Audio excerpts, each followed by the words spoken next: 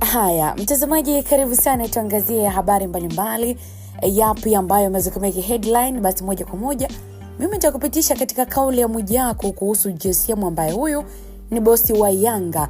Imezua gumzo mtandaoni, ananipenda kuliko mke wangu.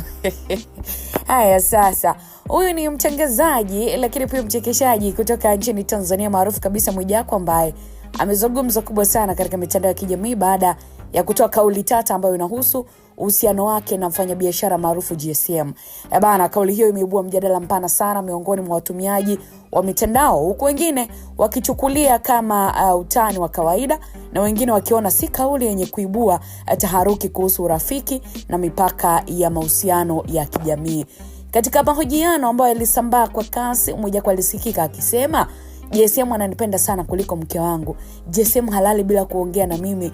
GSM ananipenda mpaka anajiuliza, kwa nini GSM ananipenda hivi? Yaani ukiwatoa wazazi wangu, anayefuata kwa kunipenda katika dunia hii ni GSM. Bana, kauli hii imeibua hisia sana, ikichanganywa na vicheko na kejeli mitandaoni, huku baadhi ya watu wakitumia maneno hayo kama kielelezo cha urafiki wa kipekee. Sasa mitandao ya kijamii kama Instagram, Facebook, lakini pia mtandao wa X, zamani ulikuwa unaitwa Twitter, imefurika maoni ya watumiaji wakijadili kauli hiyo.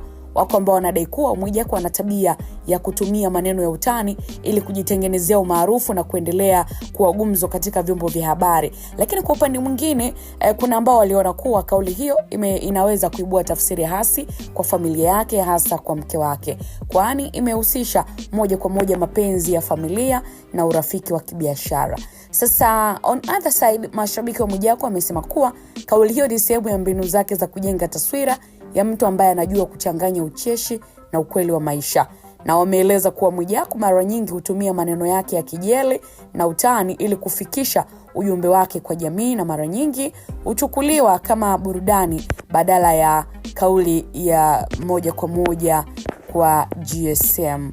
Bana, GSM ambaye huyu ni mfanyabiashara maarufu ambaye anahusishwa na uwekezaji mkubwa sana katika sekta ya michezo na burudani, yeye hajazungumza kauli rasmi kuhusu maneno ya Mwijaku. Hata hivyo, ukaribu wao umekuwa ukijulikana kwa muda mrefu, na mara kadhaa pia wameonekana pamoja katika hafla na matukio ya kijamii. Hii imeongeza uzito wa mjadala, kwani kauli ya Mwijaku inaonekana kama uthibitisho wa urafiki wao wa karibu. Lakini wachambuzi wa masuala ya kijamii wanasema kuwa kauli kama hizi zinaonyesha jinsi mitandao ya kijamii kwamba imekuwa ni jukwaa la mijadala mikubwa, ambapo maneno ya mtu maarufu yanaweza kuibua tafsiri nyingine nyingi na kuathiri taswira ya wahusika. Lakini pia wameonya kuwa ingawa kauli za utani zinaweza kuleta vichekesho, zinaweza pia kuibua changamoto za kifamilia na kijamii endapo hazitachukuliwa kwa uangalifu. Hali hii imeibua mjadala mpana kuhusu nafasi ya watu maarufu katika jamii na jinsi wanavyotumia maneno yao.